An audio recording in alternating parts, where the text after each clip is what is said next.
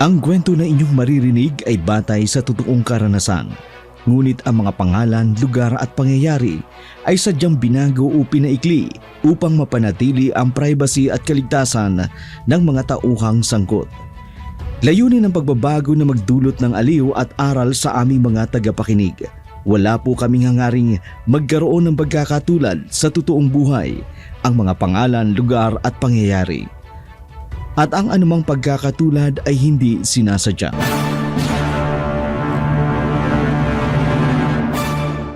Nasa kusina si Anita, ang katulong sa mansyon, na abala sa paghahanda ng almusal para sa pamilya ni na Don Federico at Doña Victoria. Sa kanyang paligid, makikita ang mga kaldero na may mainit na sabaw at mga pinggan na handa ng gamitin para sa pagkain. Habang nagtatrabaho, biglang pumasok si Victoria, ang donyang matapobre, na halatang may mabigat na iniisip. Magandang umaga, Ma'am Victoria.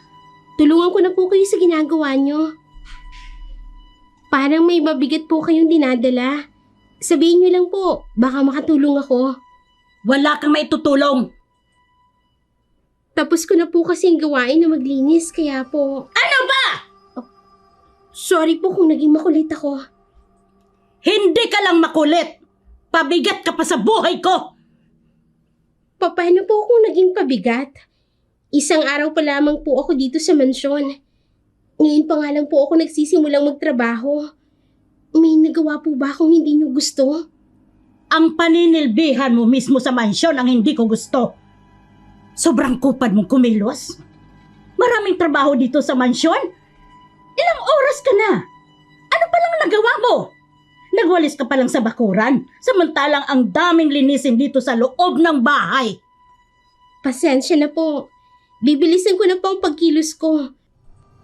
Para marami po akong magawa. Pangako po, aayusin ko po ang pagtatrabaho ko para mapagkatiwalaan mo po ako. Pakiusap po. Bigyan niyo ako ng pagkakataon para po mapatunayan na karapat-dapat akong maging katulong ninyo. Hindi ko po kayang mawalan ng trabaho. Lalo na't ito lang po ang tanging paraan para makapag-aral ang anak ko at matustusan ang pangangailangan ng aking pamilya. Wala akong pakialam sa pamilya mo. Ang pinakikialaman ko, magsasayang lang kami ng pera sa walang kwentang katulong na katulad mo. Makupad kong kumilos. Ano yun? Ang pinaplansya ko po pala. Sorry po, ma'am. Susunogin mo ang mansyon? Pasensya na po. Walang yaka. Sinunog mo ang Versace gown ko. Bakit mo sinunog na to? Aray ko po, ma'am. Hindi ko naman po alam na nandyan yung kanina. Sinong nagpahintulot sa'yo na pakialam mong damit ko ito? Ma'am, ang buhok ko po masakit. Talagang masasaktan ka sa akin. Kabago-bago mo palang pinakikialaman mo ng damit ko. Hindi mo ba alam kung magkano to? Ha? 75,000 ang Versace gown na ito. Napaka-andilantada mo at pakialamera. Bakit mo pinakialaman damit ko, ha? Visit ka talaga. Gigil ako sa'yo. Tama na po. Tama na. Itang mo lang yan. Ma'am, tama na po.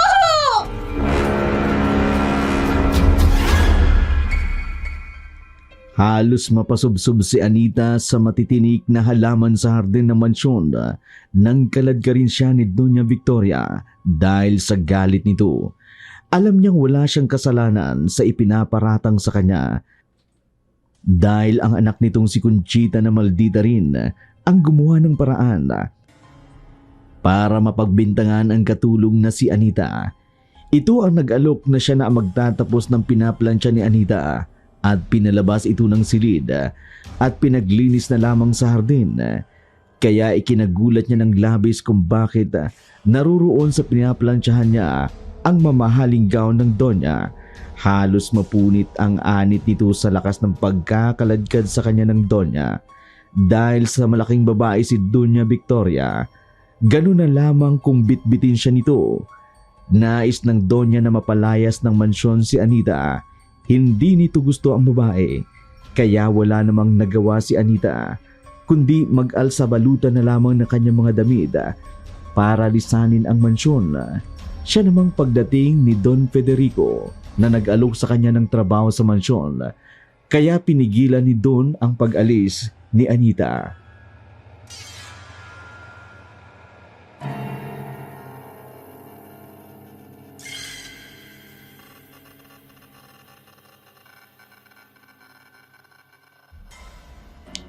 Hindi aalis si Anita. At bakit hindi siya aalis? Bakit mo siya paaalisin? Dahil hindi siya pasado sa screening ko. Bakit hindi siya pasado? Ano bang ginawa niya? Sinunog niyang Versace gown ko! Paano sinulog? Sinong tagagkatulong ang gagawa ng ganon? Ginawa na nga niya? Bakit mo kasi isinama sa plansyahin ang Versace gown mo? Kung hindi ka ba naman taga? Ako pa ang mali? At sinong mali, ha? Ang bagong katulong natin, na halos anitan mo na ang ulo niya. Kapag pinalis mo yan, malalaman ng pamilya niya ang nangyari sa kanya. Kapag nalaman ng pamilya niya, magrereklamo yan. Magpapamedical yan. Sigurado magsasampa ng kaso. Bakit ba ang bait-bait mo sa babaeng yan? Kilala kita, Federico. May dahilan ang lahat ng ginagawa mo. Isa kang sexual predator. Tumigil ka! Ikaw ang tumigil sa kasamaan mo, Federico! Kung mayroon mang masama sa bahay na ito, ikaw yon at hindi ako! May dahilan kung bakit puro magagandang katulong lang ang tinatanggap mo sa bahay na ito. Dahil ginagawan mo ng kademonyohan! Tarantada ka! Palisin mo ang babae yan dito! Ayokong manatili ang babae yan dito sa mansyon! Hindi ko yung gustong manatili dito sa mansyon!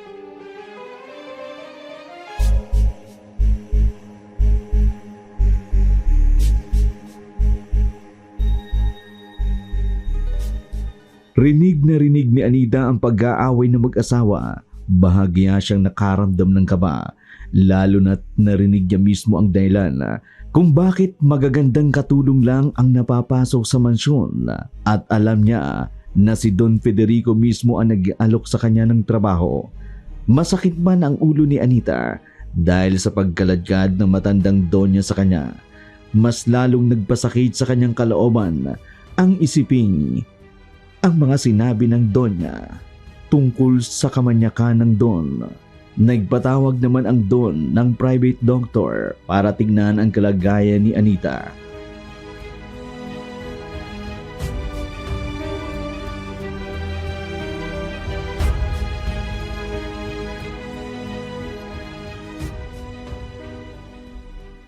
Anong lagay niya? Mayroong sugat sa kanyang anit dahil sa matinding paghila sa kanyang buhok. Gawin mo ang lahat para maayos yan. Kailangang maalis ang impeksyon at pamamaga sa kanyang anit. Kailangan niya ng topical ointment para mapigilan ang impeksyon at pamamaga. Maganda ang anti-inflammatory ointment para mabawasan ang pamamaga. Sige. Bibiling ko ang lahat ng kailangan. Kailangan ng panatilihing malinis at tuyo ang kanyang anit. Dapat niya ring iwasan ang anumang bagay na makakairita sa sugat. Kung sakali mang makaramdam pa siya ng pananakit, pwede siyang uminom ng pain reliever. Maraming salamat, Doktor. Ano nga palang nangyari? Bakit nagkaganyan ang katulong niyo? Kuala. Nagkainitan sila ng kapwa niya katulog. Hindi ko naman akalain na hantong sa ganito ang away nila. Ang bait niyo talaga sa mga katulong ninyo. Kung kailangan niya ng medical report, pumunta na lang siya sa kliniko. Kinausap ko na ang dalawa. Ayoko nang lumaki pa ang gulong ito.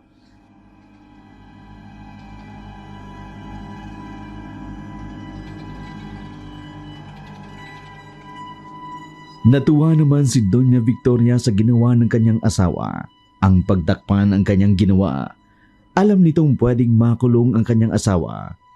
Maaring physical abuse o pang-aabuso sa isang tao o kahit sa pamagitan ng pagsasabunot ng buhok ay maaring maging basehan para sa kasong pang-aabuso o assault. Ang pananabunot ng buhok sa isang tao o may layuning manakit o magdulot ng takot ay maaring maging basehan para sa kasong assault na maaari sanang ikaso ni Anita sa amo nito. Maaari din naman ang Violation of Anti-Violence Against Women and Their Children Act. Kung ang biktima ay babae, maaring kasuhan ang salarin ayon sa Anti-Violence Against Women and Their Children Act, Republic Act No. 9262. Ito ay batas na nagbibigay ng proteksyon laban sa anumang uri ng pang-aabuso sa mga kababaihan at ng kanilang mga anak. Pero dahil ayaw nang humaba pa ang gulo, inasikaso na lamang ni Don Federico ang lahat ng kailangan at pinakiusapan si Anita na wag nang magsasampa ng kaso laban sa asawa niya. Nanatili naman si Anita sa mansyon habang nagpapagaling. Ang menopausal baby ni Don Federico ay nagpakita ng tunay na pagmamalasakit kay Anita. Taliwas ang ugali nito sa kanyang inang mata pobre at maldita. Masunurin din ito sa ama dahil ibinili ng ama ang katulong. Kaya ito halos ang nag-aasikaso kay Anita. Eto na po ang mga gamot ninyo. Naku, nakakahiya naman, senyorito. Nag-abala ka pa para dyan. Kailanman po ang pagtulong sa kapwa, hindi po kaabalahan. Buti ka pa ang bait mo. Di tulad ni Mami. Wag na po kayong mahiya. Yan naman po talaga ang totoo. Pasalamat talaga ako, hindi ko nakuha yung ugali niya. Kasi kung nakuha ko ang ugali ni Mami, baka may pasaka na sa katawan. Nabugbog na sana kita. Huwag kang mag-alala. Hindi ka mapapahamak. Ano po? Wala. May sinasabi po kayo. Ang ibig kong sabihin, ang mga mabubuting tao, hindi napapahamak. Ang masasama lang at mapanlamang sa kapwa, lalo na yung nangyuyurak ng pagkatao. Ang mami ko ba ang tinutukoy ninyo? Pasensya na. Okay lang po, Ate Anita. Sa totoo lang po, hindi ko po kayo pipigilan kung sakali mang reklamo nyo si Mami. Karapatan nyo pong magreklamo. Nagkamali po si Mami. Kailangan niyang pagbayaran yun. Iniisip ko rin ang mga bagay-bagay na pwedeng mangyari. Hindi naman ako pinapabayaan ng papa mo. Ang problema ko lang, hindi niya ako pinagbibigyan umuwi sa amin. Alam kong nag-aalala na ang asawa ko sa akin. Ganun din ang mga anak ko. Kung gusto niyo po, ipag-drive ko po kayo. Ihatid ko po kayo sa inyo nang sa ganun makauwi kayo. Nakakahiya na. Baka kung ano pang gawin sa akin ng mami mo. Hindi yan, di ko naman ipapaalam. Pero hahanapin niya ako. Sasabihin ko na lang magpapasama ako sa school. Hindi naman sila pumupunta sa school eh. Kaya yun na lang yung rason na gagawin natin. Papayag naman yun, lalo na si Daddy. Gusto nga nun eh, bantayin ko kayo. Bakit ang bait mo? Ewan ko rin po. Yun po kasi yung nararamdaman ko. Baka po nagmana ako sa daddy ko. Mabait naman po ang daddy ko, di ba? Baka nga. Pero salamat sa inaalok mo sa akin. Hindi ko alam kung paano kita pasasalamatan. Okay lang po yun. At least man lang po dyan, makabawi kami sa ginawa ni Mami sa'yo. Kasi hindi ka na rin nagreklamo. Nagpapasalamat pa nga po kami sa inyo eh. Kasi kung nagreklamo ka kay Mami, hindi naman ako tututol kasi karapatan mo yun. Ayoko kasing inaapakan ng karapatan ng tao. Salamat sa'yo. Bukas po, ipapaalam kita. Tapos bago tayo bumalik dito sa mansyon, ihahatid muna kita sa inyo para makita mo yung asawa mo tsaka yung pamilya mo.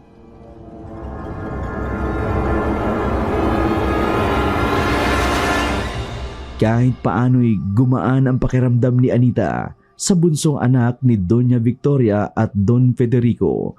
Dahil sa kaibahan ng ugali nito sa kanila, laking pasasalamat naman ito sa inaalok na tulong ng babae.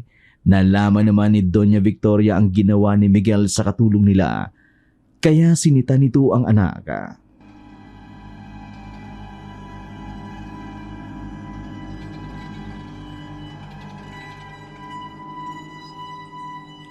Bakit mo iniestima ang babaeng yun? Kawawa naman po siya, Mami. Wag na wag kang makakalapit sa babaeng yan. Bakit po? Nag-background check ako sa babaeng yan. Taga-sityo Pulang Lupa pala yan. Ano naman po kung taga dun siya? Makinig ka sa akin. Ang sityo Pulang Lupa, ang lupaing binili ng papa mo para i-develop at pagtayuan ng golf links. Pero hindi magawa-gawa ng daddy mo dahil hindi umaalis ang mga taga roon. At ayon pa sa napagtanungan ko, yung unang buyer daw ng lupa, hindi nagtagumpay na paalisin ang mga naninirahan doon dahil mga aswang daw ang nakatira doon. Para naman kayong bata. What? Anong sinabi mo? Mami, sa teorya po ni John Piaget, ang mga bata may malikhaing imahinasyon.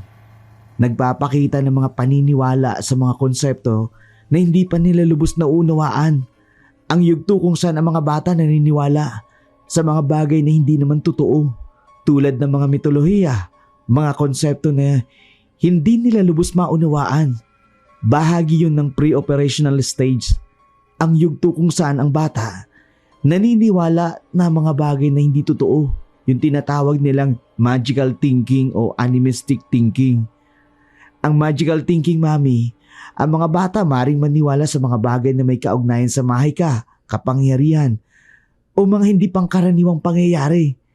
Ang animistic thinking, ang mga bata maring magkaroon ng paniniwala ng mga bagay sa kanilang paligid, sa kanilang pag-iisip. Halimbawa, naniniwala sila na ang laruan ay buhay pero hindi naman. Parang may sarili silang isip at damdamin. Sinasabi mo bang ganun ako? Yes, Mami. Apat! Ang mga bata lang ang nagpapaniwala sa mga ganyang bagay. Hindi po totoo ang aswang. Walang aswang sa panahon ngayon. Hindi, anak. Makinig ka sa akin. Ginagayuma ka ng babaeng yan. Ginagamitan ka ng itim na kapangyarihan para hindi mo makita ang nakikita ko. Dahil yan sa selos nyo. Kaya naisip nyo mga bagay na yan. Bukas nga pala isasama ko si Aling Anita sa school. Sigurado wala kayong oras na pumunta kaya isasama ko siya. Lalong nainis ang Donya sa kanyang bagong katulong dahil sa pagiging mabait ng anak nito sa babae. Lalong lumakas ang kanyang hinala na ginagamitan nga ng itim na kapangyarihan ng anak nito. Kaya lalo nitong pinag-igting ang pagmamalupit sa babae. Para ito mismo ang gumawa ng paraan nakusa ng umalis ng mansyon. Kinagabihan naabutan na namang sinasaktan ng Doña Victoria ang katulong na si Anita. Sa galit ay napagbuhatan niya ng kamay ang Doña. Hindi matanggap ni Doña Victoria ang ginawa sa kanya ng kanyang asawa. Kaya nagpalamig muna ito sa labas. Alanganing oras ng gabi nang umalis ito ng bahay. Naiwan naman si Don Federico at ang katulong na si Anita. Dahil lasing si Don Federico, mariin itong pinagmasdan ang katulong. Naging tila kaakit-akit sa kanya ang babae. Kaya hindi nito napigilan ang sarili. Niyaya nito ang babae na pumasok sa kanyang silid.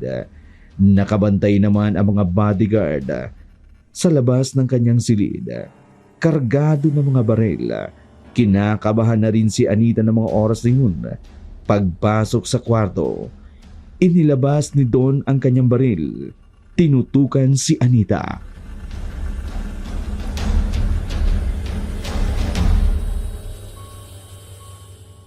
Don Federico, anong ibig sabihin nito? Pinag-iinitan ka ng asawa ko. Hindi yung titigil ang gumawa ng paraan para mapalis ka ng mansyon. Hindi ako papayag na hindi kita matikman. Anong ibig niyong sabihin?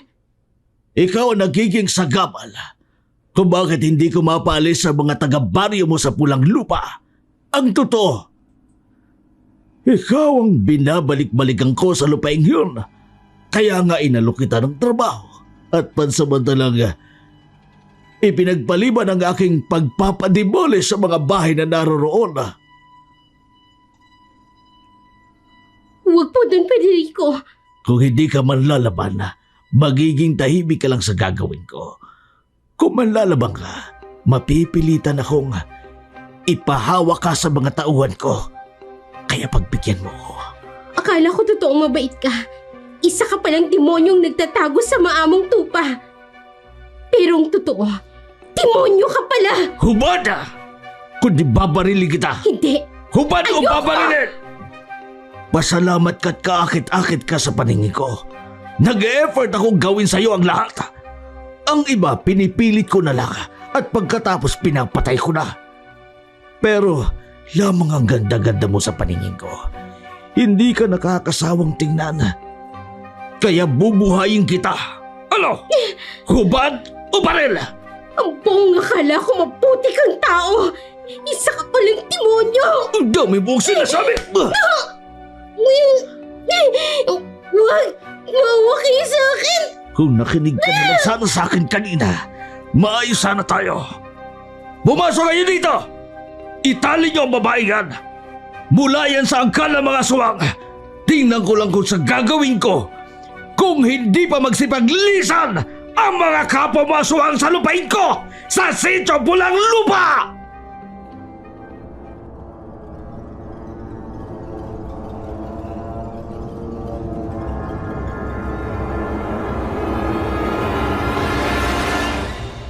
Malalakas ang mga tauhan ni Don Federico, kaya walang nagawa si Anita ng mga oras na yun. Kahit anong pagpupumiglas niya sa mga taong nagtatali ng kanyang paa at kamay sa kama ni Don Federico, wala na siyang nagawa. Tuluyan ng nagtagumpay si Don Federico na gahasain ang katulong ni si Anita. Pagkatapos gawin ang pagnanasa ng Don, isinakay ito sa banda at ipinatapon sa kanyang mga tauhan sa ilog na malapit sa Sitio Pulang Lupa. Kaagad namang napansin ng mga taga Sitio Pulang Lupa ang nangyari kay Anita. Tinulungan nila ang mga ito, dinala sa kanilang pagamutan. Sa kabilang dako naman, natuwa naman si Doña Victoria sa ginawa ng Don. Ang mapaalis ang katulong na si Anita. Natutuwa ako sa ginawa mo. Pinatunayan ko lang kung totoo ang sinasabi mo tungkol sa kanya. Akala ko pinaalis mo lang siya. Pwede ba naman yun? Anong ginawa mo sa kanya? Eh di sinubukan. Kung talagang aswang nga siya. Walang yaka. Dito pa man din sa mansyon mo ginawa ang kahayupan mo. Kung hindi ka ba naman kasi gumawa ng kwento, sana hindi ko yung ginawa sa kanya. Walang yaka talaga. O ngayon nagsiselos ka, katanda-tanda mo na. Ikaw naman na may kasalanan. Umalis ka ng mansyon ng gabing yun. Kung kailan, kailangan ko magpainit ang katawan. Magkasakit ka sana sa ginagawa mong ito. Nagkatotoo nga ang kutob ko. Hindi magtatagal, gagawan mo siya ng kahalayan. Wala pa ngang 1 linggo, hinalay mo na siya. Kesa naman sirain mo ang mukha niya. Ang sama mo talaga. Pareho lang tayo. Kaya huwag kang magbalinis. Mas brutal ka pang gumawa ng masama kesa sa akin. Nasaan na siya? Bakit ka interesado sa kanya? Dahil gusto kong makasigurado na hindi tayo bubweltahan ng mga kapamilya niya. Wala nang hininga ang babaeng yun ang itapo namin sa ilog. Palalabasin natin, naglaya siya at nagdakaw para hindi tayo magbukang masama. Kaya ikaw, kunin mo ang mga gamit niya, maglagay ka ng mga ala sa bag niya at ipatatapon ko sa lugar kung saan ko siya ipinatapon. Halos magkatulad sina Don Victoria at Don Federico sa paggawa ng kasamaan. Tanging si Miguel lang ang may mabuting kalooban sa kanila. Kaya nang malaman nito ang nangyari sa katulong nila, inaway nito ang kanyang ama. Subalit nagmatigas pa rin ang ama. Nanindigan ito sa kanilang pinaplano na nagnakaw nga si Anita. Kaya nararapat lamang na mangyari iyon sa kanya. Hindi ako naniniwala na magagawang magnakaw ni Aling Anita sa atin. Totoo ang sinasabi ng mami mo. Malamang, ginamitan ka ng itim na kapangyarihan ng aswang na yon. Kaya hindi mo nakikita ang kabulukan ng ugali ng babaeng yon. Dahil hindi yun totoo, Daddy. Wala akong makitang kasalanan sa kanya. Pero kayong dalawa ni Mami, hayagan ang paggawa niyo ng karahasan. maging ang peking dokumento sa lupa ng Sitio Pulang Lupa. Anong? Alam ko na po ang totoo. Ginamit nyo lang po ang isa sa kanila para makamkam nyo ang lupa nila. Hindi nyo ba alam kung saan kayo dadali ng kasakiman nyo, Daddy? Ang kasakiman, siya yung sumisira sa tao. Para itong bakterya na sumisira sa iyong buong pagkatao. Ginagawa ko lang ang lahat ng ito para sa kinabukasan mo! Subalit hindi ko gusto. Mas nanaisin ko pang maghirap kesa tanggapin ang yamang nagmula sa inyo, naggaling sa pandaraya. Bata ka pa! Wala ka pang kaalam-alam sa kalakaran ng buhay sa mundo! Anong ginawa nyo kay Aling Anita? Ano bang pinagsasasabi mo? Alam ko po may ginawa kayo sa kanya. Anong ginawa nyo sa kanya? Huwag mo nang hanapin ang aswang na yon! Anong aswang ang pinagsasabi nyo? Umuwi na yun sa kanila! Wala pa nga 1 linggo sa atin nagkatulong na yon. Tapos ganyan mo na siya kung pagmalasakitan.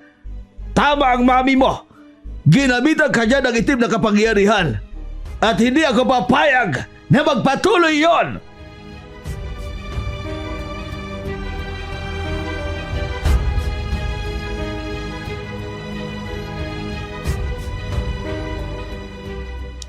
Wala na ngang nagawa si Miguel para ungkatin pa ang sinapit ng katulong nila.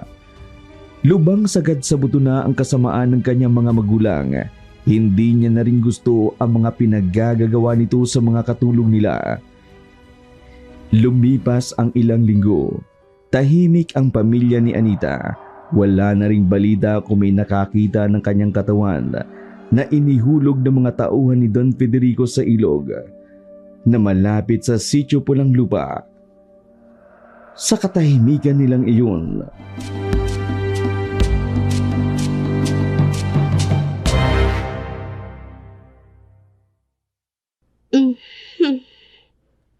mabutit nagkamalay ka na. Salamat. Akala ko patay na ako. Nakita ka ng mga kasama natin sa ilog. Duguan. Punit-punit ang damit. Pinagsamantalang ka ng matandang yun. Patawarin mo ako. Hindi ko na ipagtanggol ang sarili ko. Wala kang kasalanan. Ako dapat ang nagtanggol sa'yo. Akala ko mabuti siyang tao. Hindi siya katulad ng asawa niyang mata pobre. Hindi ko mapalalampas ang ginawa niyang ito. Kasalanan ko naman eh. Anita, Nasilaw ako sa pangako niyang bibigyan tayo ng magandang buhay. Natutulungan niya tayo na makahanap ng malilipatan. Basta pagtrabahuhan ko lang ang lahat ng yun. tama na. Huwag mo nang sisihin ang sarili mo. Basta hindi tayo papayag na hindi magbayad sila sa kayupang ginawa nila sa'yo. Alam na ba ng mga kasamahan natin? Oo. Hindi rin sila papayag na hindi magbayad ang may gawa nito sa'yo.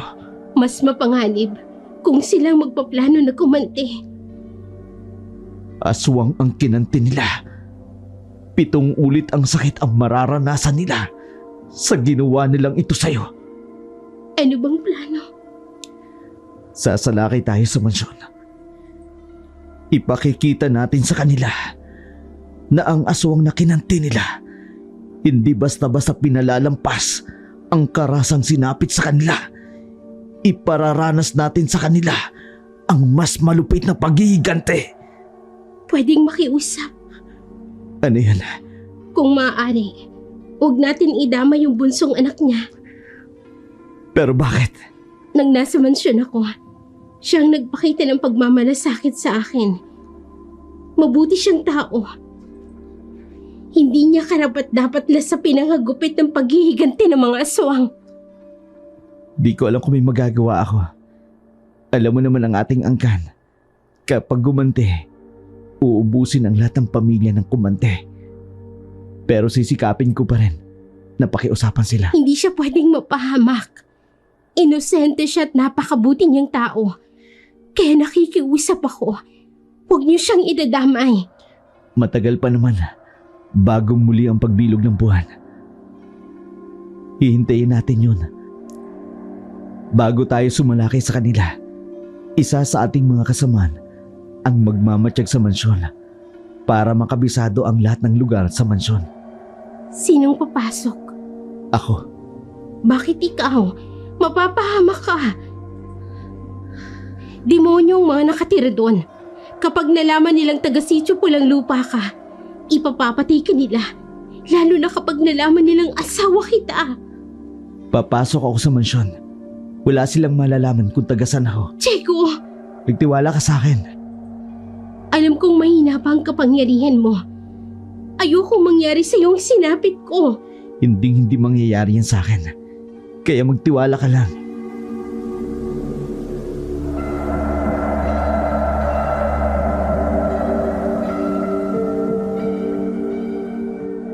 Wala nang nagawa si Anita kundi ang magtiwala na lamang sa asawa.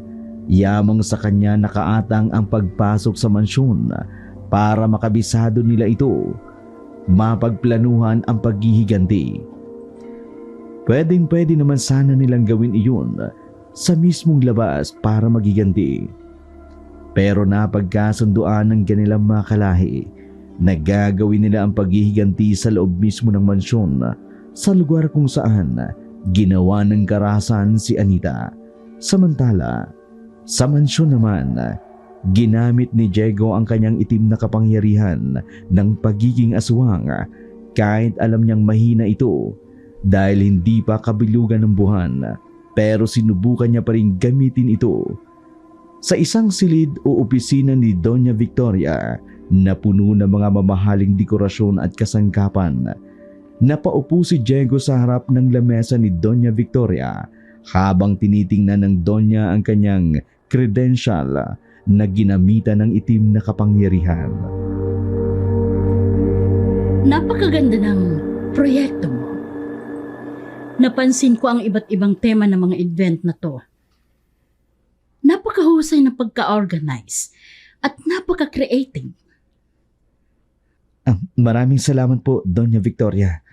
Talagang pinagbuti ko po ang bawat event na hinahawakan ko. Mayroon kang mahigit 5 taon ng karanasan sa industriya. Ang dami mo na palang na-organize na malalaking events. May mga parangal kang natanggap. Opo, Doña Victoria. Masaya po ako na kinikilala ang aking mga ginawa. Mas mahalaga po sa akin ang kasiyahan ng mga kliyente ko. Tanggap ka na bilang event organizer ng aming silver anniversary at kaarawan din ng aming anak na si Miguel. Maraming salamat po, Doña Victoria. Pangako po, gagawin ko po ang lahat ng aking makakaya para mapaganda po ang event. Alam mo, Diego, hindi lang ang iyong mga kredensyal ang kahanga-hanga. Ikaw rin ay kaakit-akit. Mayroon kang kakaibang dating. Maraming salamat po, Doña Victoria. Napakabait po ninyo. Diego, gusto kong makilala ka ng mas mabuti.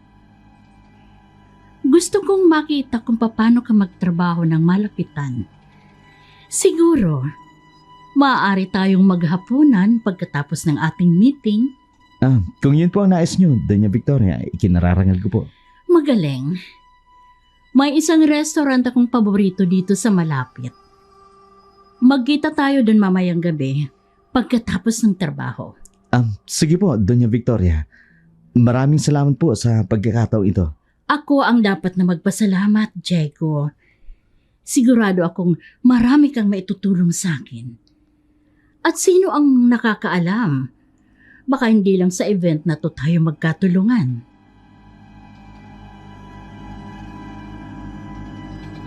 Walang kaalam-alam si Doña Victoria na ginagamitan na siya ng itim na kapangyarihan ng mga aswang. Unti-unti na itong umeepekto sa kanya. Unti-unti na rin siyang naaakit sa katawan ni Diego. Tila ba para sa kanya'y napakaganda at napaka-presentable ang dating ng lalaki sa kanya. Nagpaalam na si Diego na lumabas ng opisina. May ngiti sa labi ni Diego dahil para sa kanya, mapapadali ang pagsalakay nila sa mansyon. Diego, mukhang simula pa lang ito ng isang maganda at kapanapanabik na yugto sa ating buhay. Bakit ba hindi mawala sa isip ko ang mukha mo? Parang gusto ko kaagad na magkita tayo. O ano bang nangyayari sa akin? Parang ayokong matapos lang sa event ng masyon ang ugnayan naming dalawa. Bakit ganun ang itsura ng lalaking yun? Bakit parang gustong-gusto ko siyang makita? Tila ba teenager na sabik na makita ang crush ang nararamdaman ni Victoria para kay Diego. Wala itong ibang hangad kundi ang makasamang muli ang lalaki na kanina pa lang ay kausap niya para sa gagawing event sa mansyon. Kaya nagmamadali ito kinagabihan para makita at makausap ang lalaki.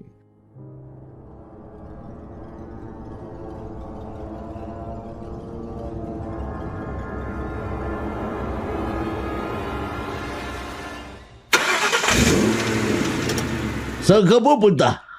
May mahalaga lang akong kakausapin. Na ganitong oras? At bihis na bihis ka? Hindi ba pinapaasikaso mo sa akin ang event tungkol sa ating silver anniversary?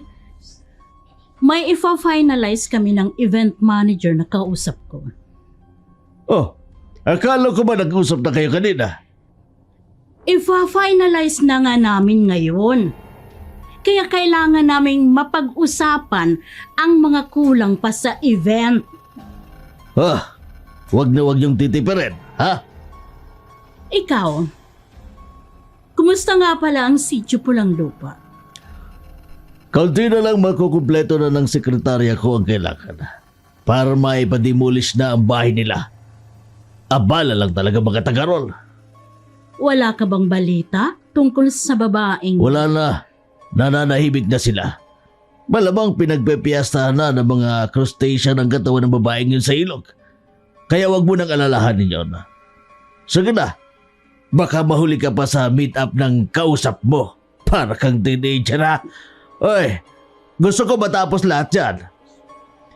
Maraming imbitado sa ingranding okasyon na ito. Kaya gusto ko, isang buwan bago ang event na to nakanda ng lahat.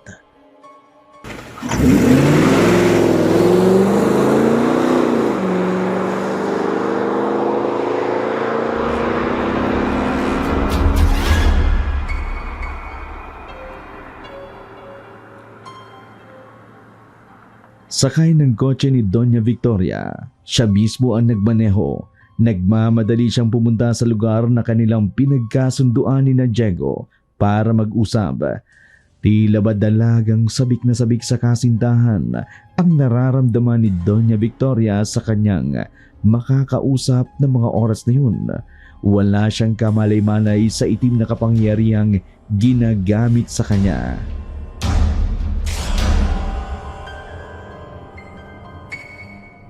Pumasok na tayo sa loob. Napakaganda ng silid na ito, Doña Victoria. Hindi ko inaasahan na dadalin mo ako sa ganito kalaking lugar. Gusto kong magkaroon tayo ng pribadong sandali. Diego, isang pagkakataon na makapag-usap ng walang istorbo. Talaga pong napakaganda ng lugar na ito. Ang mga ilaw, ang dekorasyon, perpekto. Masaya akong nagustuhan mo. Upo ka muna, Diego. May nais akong sabihin sa'yo. Salamat po. Ano po yun, Doña Victoria? Diego, simula kanina nang mag-apply ka sa akin bilang event organizer, may kakaibang naramdaman ako. Oh?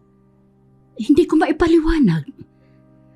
Pero tila may kapangyarihan kang nagpatindi ng aking damdamin. Doña Victoria, anong klaseng damdamin yun? Diego, hindi ko alam kung paano nagsimula ito. Pero hindi ko mapigilan ang aking sarili. Parang may malakas na hatak ka sa akin. Simula na magkita tayo kanina, hindi ka na matanggal sa isip ko. Para bang nawawala na ako sa aking katinoan. Doña Victoria, hindi ko po alam kung anong ibig niyong sabihin. Ako po'y isang hamak lamang na event organizer. Huwag ka nang magkunwari, Diego. Taka, bakit po kayo umawak sa braso ko? Alam kong nararamdaman mo rin ito. Hindi ito normal. Para bang may itim na kapangyarihan na nagtulak sa akin na mahulog ang loob ko sa iyo ng ganito kabilis. Kung ganun, Doña Victoria, baka ito yung tinatawag na tadhana. Baka may dahilan kung bakit pinagbuklod tayo ng ganitong damdamin. Diego, hindi ko na kayang itago pa. Ang bawat oras na kasama kita ay nagiging parang apoy na lumalagablab sa loob ko. Gusto kitang makasama. Ngayon din. Kung ano man po ang nararamdaman ninyo, nandito ako para sa inyo. Kung ano man ang nais nyo mangyari, handa akong sakyan kayo. Diego, nais kitang makapiling. Hindi lang bilang event organizer, kundi bilang isang lalaki na ninanais ko ng buong pagkatao. Ang lakas yata ng tama nyo sa akin, ha? Nakakainis nga eh. Alam kong mali ito. Dahil baka patayin ako ni Federico. Pero bakit? Hindi ko maiwasang hindi maakit sa'yo. Doña Victoria, Diego, sabihin niyo po sa akin ang lahat tungkol sa mansyon. Nais kong malaman ang bawat sulok nito para sa event. ang mansyon ay may 3 palapag. Sa unang palapag ay ang malaking bulwagan at mga kwarto ng bisita. Sa ikalawang palapag naman ay ang mga silid-tulugan at library. Ang ikatlong palapag ay pribado. Tanging ang pamilya lamang ang may akses dito. Ang lahat na ito ay may lihim na pintuan at mga daanan. Ang pangunahing pasukan sa likod ng malaking painting sa bulwagan. Salamat po, Doña Victoria. Diego, Ngayon alam ko na ang bawat sulok ng inyong mansyon. Madali na naming maisasagawa ang aming plano. Diego, akin ka ngayong gabi. Hindi muna ngayon, na. Kung gusto mo ko maangkin buong buo, pagkatapos ng event, maangkin niyo ako ng buong buo. Nakakainis. Ang tagal. Mas pinananabikan ko pa ang may mangyari sa atin kaysa ang nalalapit naming silver anniversary. Basta, pagkatapos ng anniversary, iandaan yung sarili niyo. Mararanasan niyo sa akin ang ligayang kailanman hindi niyo natikman sa asawa niyo.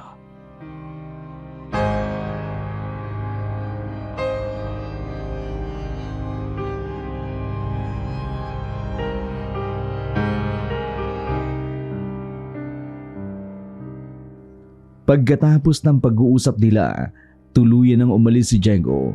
Nilisan ang matandang babae na tila ba tulala pa rin at pinananabikan pa rin ang pagkatapos ng ingranding magaganap. Maya-maya pa nakabalik na sa wisyo ang matanda at napansin niyang umalis na si Diego. Kaagad itong nagbayad ng bill at umalis na sa private room na nerentahan niya para sa kanilang dalawa ni Diego. Samantala, si Diego naman ay umuwi na sa Sitio Pulang Lupa. Ibinalita sa mga kasama nito ang kanyang nakuhang impormasyon. Lumipas pa ang mga panahon. Dumating na nga ang araw na ibinigay na ultimatum ni Don Federico para umalis ang mga naninirahan sa Sitio Pulang Lupa. Subalit hindi pa rin ito umaalis dahil nga nakumpleto na ni Don Federico ang mga kailangan upang isyuan siya ng demolition permit.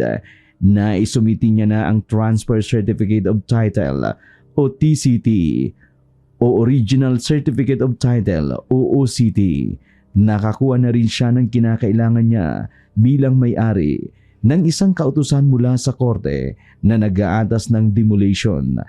Ang korte lamang ay may kapangyarihang maglabas ng writ of demolition pagkatapos ng due process na nagpapakita na ang mga naninirahan ay walang karapatan sa lupa dahil sa napatunayan na siya nga ang may-ari ng buong lupain na yun.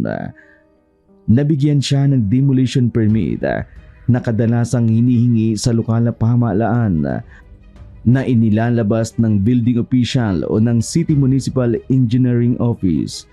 Ang permit na naglalaman ng detalye at ng plano sa demolition at sinigurado na ang proseso ay susunod sa mga regulasyon at pamantayan sa kaligtasan.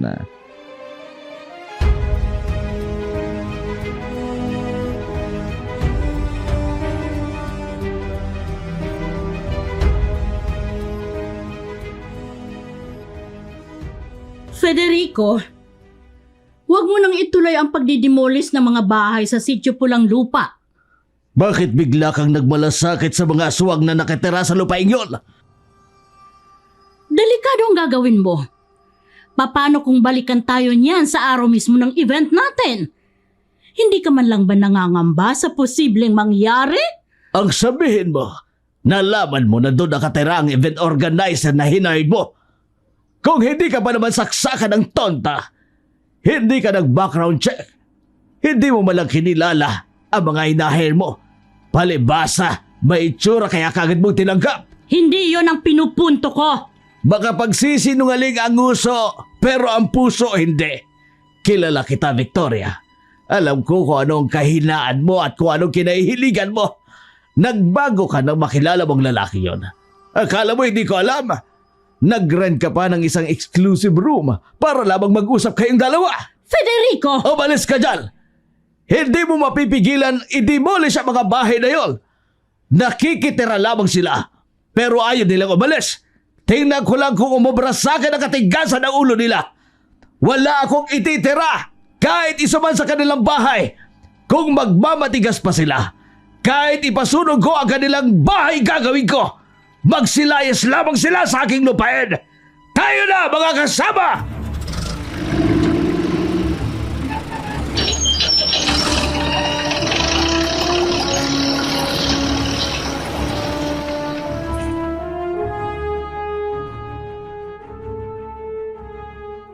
Sakay ng iba't ibang sasakyang pang-demolition at ng mga armadong tauhan ni Don Federico. Excavator. Ito ang pinakakaraniwang makinarya ng demolition. Ang excavator ay may malaking bucket na ginagamit sa paghugay at pagbunot ng mga bahagi o ng gusali.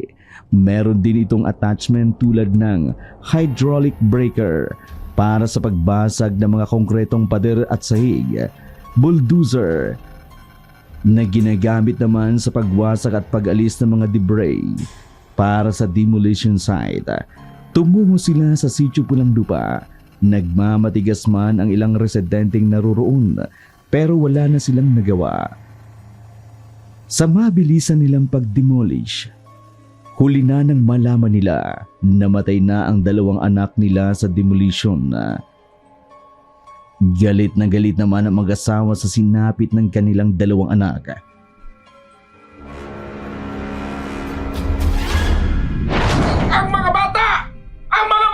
Sa loob ng bahay! Tuloy-tuloy lang ang mga demolition team. Nang hindi nila namamalayan, may dumanak ng dugo sa kanilang ginagawa. Ito ang nagdulot ng matinding galit na mag-asawa para lalo pang magiganti sa pang-aaping ginawa ng mapang-alipustang katulad ni Don Federico. Mga walang hiya kayo! Pinatay niyo ang anak ko! Wala kayong hawa! Ang anak natin, Diego! Wala na ang mga anak natin! Mga demonyo sila! Mas masahol pa sa demonyo ang kasama nila! Hindi ko mapapalampas ang ginawa nilang ito!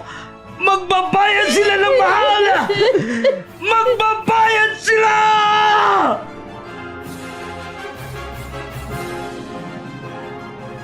Ngiting aso naman si Don Federico habang pinagmamasdan ang mag-asawa na hawak-hawak ang dugo ang mga anak.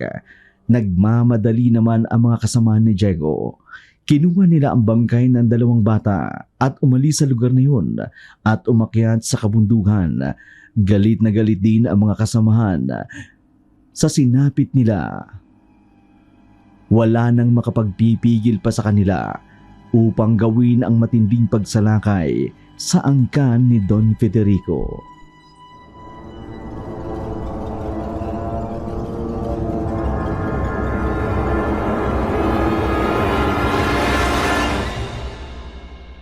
Sa nangyaring ito, sigurado na ba naaalis na mga aswang na yun sa lupain ko? Paano po kung totoong aswang nga ba ngayon? Balikan tayo. Panakot lamang ang mga kwentong yan. Walang katotohanan ang mga bali-balitang yan. Panakot lamang nila yan para walang magka-interes sa lupain ang pulang lupa. Pero ibahin nila ako. Ibahin nila si Don Federico. Walang sinasanto kahit mga aswang pa sila. Hindi sila makaliligtas sa akin. Sila ang masindak sa akin. Daddy! Oh, Miguel Iho. Bakit yung ginawa yun sa mga taga-sityo pulang lupa? Hindi ka ba naawa? Ipinasira mo ang mga tahanan nila. Bata ka pa. Hindi mo pa alam ang kalakaran ng buhay sa mundo. Kailanman, hindi ako nagkulang sa kanila. 3 taon pa bago ko ginawa ang demolition. Nagpaabot na ako sa kanila. At ngayon, ilang beses ako nagbigay ng notice to vacate. At 3 buwan bago ang demolition, nagpaabot uli ako. Alam ko naman na kailangan ko silang bigyan ng notice to vacate. Nang hindi bababa sa 30 araw bago ang nakatakdang demolition. Pero nagbulag-bulagan sila. Kaya kasalanan nila yon. Pero Dad, may batang napahamak dahil sa ginawa ninyo. Hindi nyo malang inisip ang maring kahinatan na ginawa ninyo. Huwag mo na akong sisihin sa ginawa ko. Nasa legal ang lahat ng ginawa ko at wala akong nilabag na anuman sa batas. Ang isipin mo na lang magdiwang ka kasi ang negosyong itatayo sa lupain na yon para naman sa'yo. Ang golf course na itatayo doon ay para sa'yo, anak. Wala ni isa man sa probinsyang ito ang may golf course kaya siguradong pasok ang negosyo na yon. Nasa legal nga ang papeles ninyo pero hindi legal ang pagpapatupad ninyo. Dahil may napatay kang tao. Kasalanan na nila yon. Nilabag mo pa rin ang karapatang pantao. Hindi pa rin makataong ginawa mo. Hindi pa rin makaliligtas sa batas ang ginawa ninyo. Pananagutan niyo yun. At tupagin mo na lang ang pag-aaral mo. At ang paghahanda sa nalalapit na granding selebrasyon na gagawin natin. Gaganapin natin ang silver anniversary namin ng mami mo. Saka ang karawan mo. Para sa iyo ang lahat ng ginagawa namin, anak. Para sa iyo. Taliwa sa ugali ng mag-asawa ang ugali ni Miguel. Walang ibang hangad ang Don Federico, kundi ang masigurado ang kabutihan ng anak. May isa pang anak si Don Federico na si Conchita, pero madalang itong pumunta sa kanilang bahay dahil sa negosyo nito. Maldita rin ang babae at nakuha niya ang ugali sa kanyang ina na matapobre din. Makaraan ang ilang linggo. Malapit na ang selebrasyon, ang silver anniversary ng mag-asawa. Ganon din ang karawan ng kanilang mahal na bunsong anak na si Miguel. Dahil sa inis ni Don Federico, ibang organizer ang kanilang kinuha matapos mapag-alaman na ang kinuha ni Doña Victoria na event organizer ay taga-pulang lupa. Dinaluhan ng mga kilalang tao ang kanilang selebrasyon. Ang malaking piging na inihanda ni Don Federico.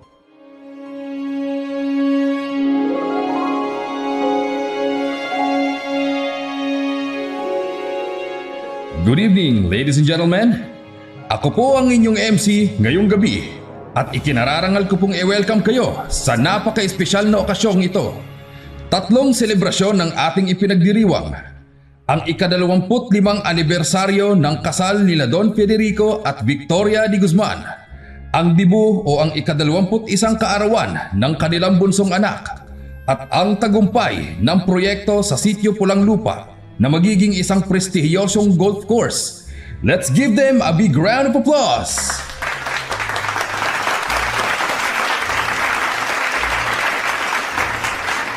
Ngayon po, let us hear a few words from the man of the hour. Ladies and gentlemen, please welcome Don Federico de Guzman. Maraming salamat. Mga kaibigan, sa gabing ito, kami ni Victoria ay labis na nagpapasalamat sa inyong lahat. Ang ika-25 taon ng aming kasal na puno ng pagmamahal at pagsubok. Ngunit hindi kami bumitiw dahil sa suporta ng aming pamilya at mga kaibigan. Gusto naming batiin ang aming bunsong anak sa kanyang ika-21 kaarawan. Sana'y magpatuloy kang maging inspirasyon ng lahat. At sa wakas, nais ko rin ipagmalaki ang tagumpay ng aming proyekto sa Sitio Pulang Lupa. Ito ang magiging golf course na magbibigay ng bagong buhay at oportunidad sa ating komunidad. Salamat sa inyong suporta at pagtitiwala. Maraming salamat po, Don Federico, sa inyong mensahe. Talaga pong nakaka-inspire ang inyong kwento. Ngayon po, let's all enjoy the night. Dinner served and the dance floor is open. Maraming salamat po at magandang gabi! Habang patuloy ang programa, ang mga bisita naman ay nagsimulang kumain at magkwentuhan. Ang musika ay tumugtog bilang background sa kanila. May mga sumasayaw sa dance floor. Ang mag-asawa naman ay abala sa pagbati sa mga kilalang personalidad at kaibigan. Ang buong lugar ay napuno ng kasiyahan. Habang nagkakasiyahan ang lahat, naghanda naman ang grupo ng mga aswang sa di kalayuan ng mansyon para maningil at magiganti sa kaapihang sinapit nito sa mag-asawang matapobre.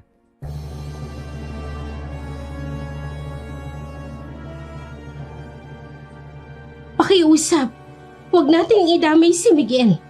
Hindi niya deserve ang mapahamak. Kung sino lang may pagkakautang, yun lang ang singilin natin. Anita, patawad. Pero buo na ang pasya ng Supremo.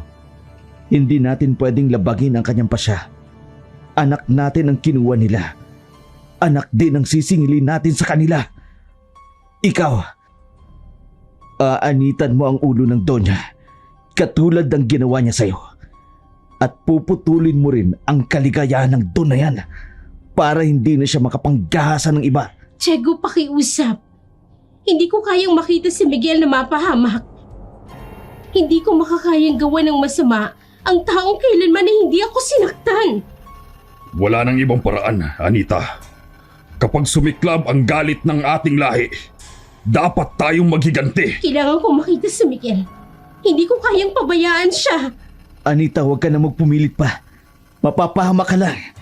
Sumunod ka na lang. Diego, pakiusap. Hindi natin kailangan gawin ito. Hindi ito ang tamang paraan. Kapag nakaalis ang mga bisita at nalasing na ang mga bantay, saka tayo sasalakay.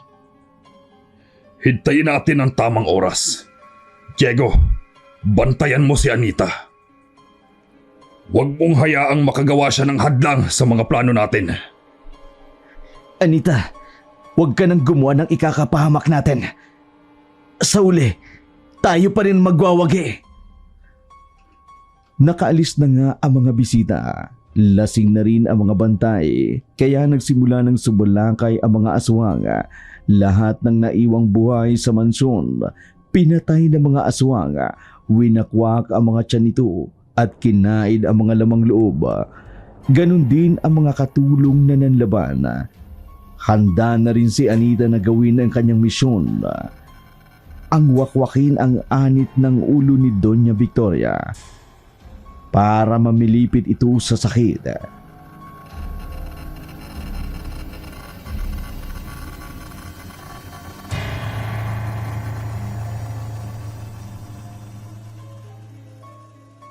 Mahiya ka! Sabi ko na nga, aswang ka! Ngayon ang oras ng paniningil sa lahat ng pagmamalupit mo sa akin noon. Ngipin sa ngipin, mata sa mata, anit sa anit! Anong gagawin mong demonyeta ka? Ipapalasap ko sa iyong sakit na naramdaman ko nang kaladkarin mo ko at halos mapunit ang anit ng ulo ko. Hindi mo magagawa sa akin yan. Lalo na't naririto ka mismo sa pamamahay ko. Mga bantay! May nakapasok na aswang sa mansyon. Hulihin nyo! Ang aswang na yan! Patayin yan! Hindi ka na makakapagtawag pa ng mga tauhan nyo. Pinatay na sila ng mga kasamahan ko. Anong pinatay? Hindi lang ako ang sumalakay sa mansyon nyo. Lahat kaming angkan na inalisan mo ng karapatang manirahan sa mapayapa naming lupain na minana sa aming mga ninuno. Pero kinamkam ng asawa mo. Kinamkam ninyo! Kailangan makagawa ako ng paraan para makatawag ng pulis. Saan ka pupunta? Umalis ka sa daraanan ko! Umalis ka, demonyo ka! Ikaw ang demonyita! Hindi ka nararapat mabuhay sa mundo! Ikaw ang nararapat mamatay!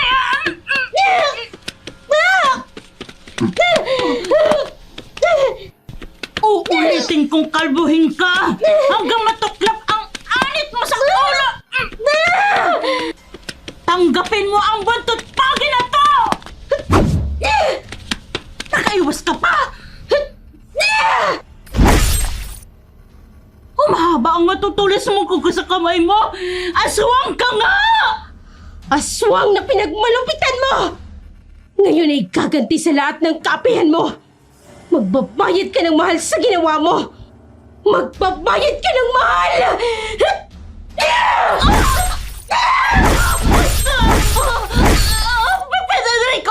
Federico, lumabas ka sa iyong silid! Ipagtanggol mo kami sa mga aswang na to!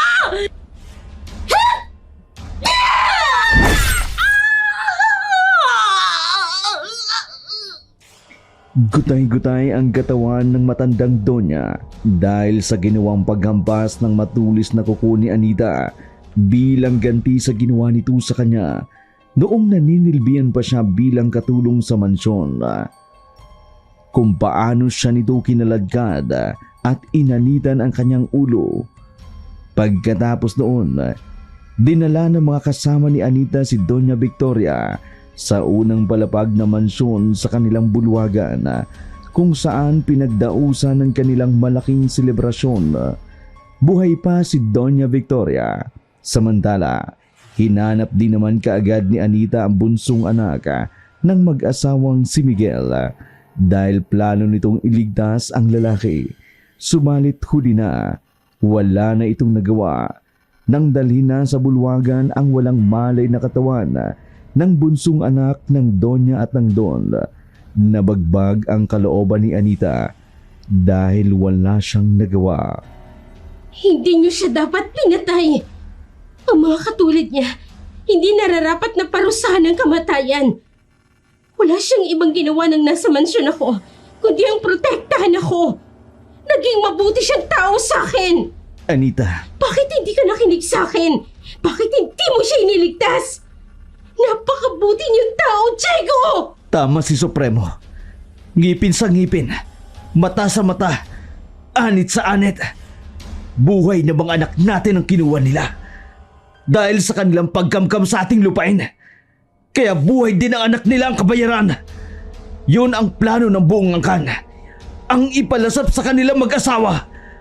Kung anong sakit ang naramdaman natin nang mawalan tayo ng dalawang anak dahil sa demolisyon na ginawa nila. Kaya nararapat lamang ang ginawa ng ating angkan. Miguel, patawarin mo ko kung wala akong nagawa. Patawarin mo ko. Patawad, Miguel. Hayaan mo yan. May gagawin ka pa. Ikaw ang puputol ng kaligayahan ng matandang yun. Diego, Tayo na.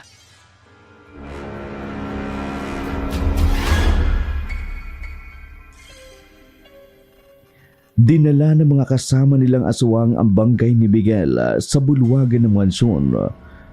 kung saan sila magkakapamilya lang ang naroroon dahil pinatay ng mga kasama ni Anita at Diego ang mga bantay sa mansyon at ikinulong ang mga katulong na nagmakaawang wag papatayin pero pinatay ang mga nanlaban na katulong.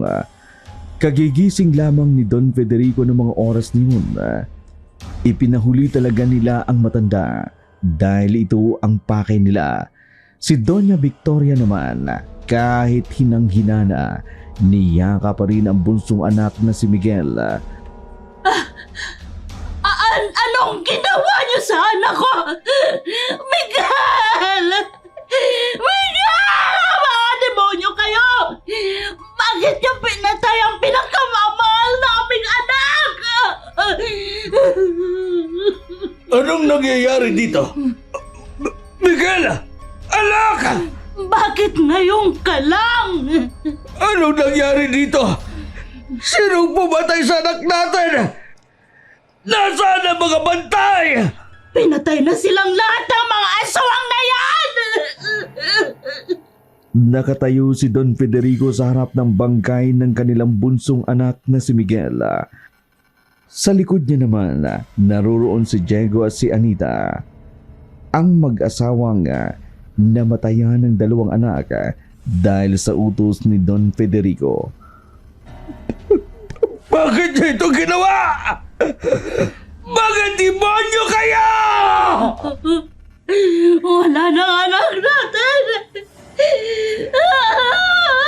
Wala na Federico! Kaano kasakit sa inyong mawala ng anak? Kung anong sakit ng isang magulang na mawala ng anak, yun din ang nararamdaman namin noon nang mamatay ang anak namin. Dahil sa demolisyong isinagawa ng demonyo mong asawa! Pagbabayaran nyo ng mahal ang ginawa nyo sa anak ko! Ikaw ang may pagkakautang!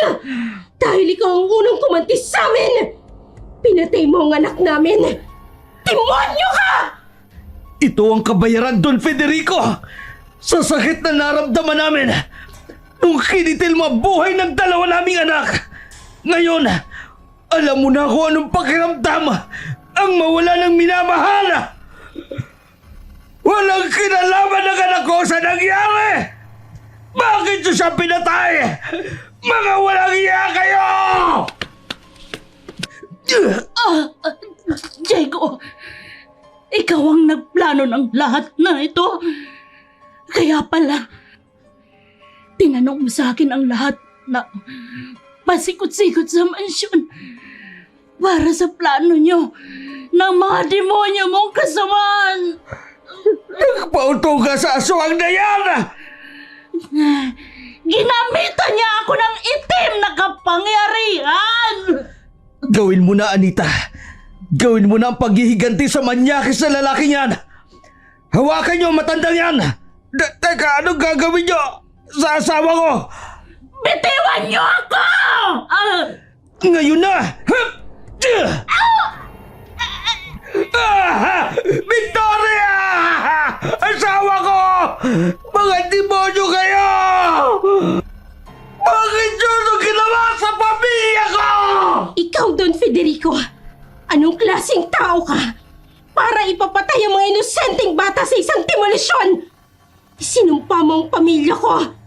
At ngayon, nararamdaman mo ang sakit na nararamdaman namin! Gusto kong maramdaman mo ang bawat patak ng luha at bawat kirot ng pagkawala! Magsisisi ka! Magsisisi kayong dalawa! Ang tanging pagsisisi ko ay ang hindi pagbigay ng mas matinding parusa! Nais kong maranasan mo ang araw-araw na sakit ng pagkawala! Ang pagdurusa sa bawat gabi na hindi mo sila makakasama! Napakawalang puso mo! Gagantihan kita ng labis sa ginawa ninyo! Hindi mo na kailangang gumante. Ang sarili mong konsensya ang magpapahirap sa'yo. Araw-araw mong maririnig ang iyak ng iyong asawa at anak tuwing matutulog ka. Ito ang tunay na parusa, Don Federico! Mabuhay ka sa sakit ng kalooban! tulad ng dinanas namin! Asawa ko! Anak!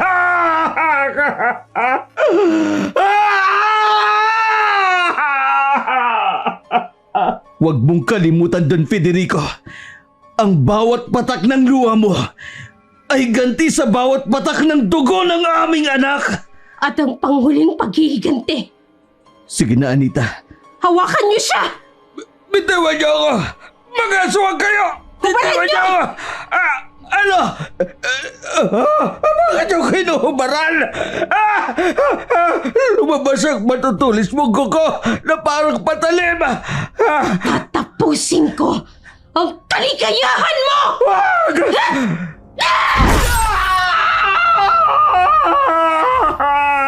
Ngayon, wala nang katulong na mabibiktima pa! Ayaw mo kaya! Demonyo! Bakit yung pinotalakan ka? Halika na, Anita. Lisanin na natin ang lugar na to bago pa makarating ang mga pulis. Umalis na nga ang angka ng mga aswang at iniwang nagpalahaw ng iyak si Don Federico sa harapan ng kanyang asawa at anak. Habang namimilipit sa sakit, pinipilit niya itong yakapin. Sigaw siya ng sigaw para hubigin ng saklolo, pero walang tumutulong sa kanya.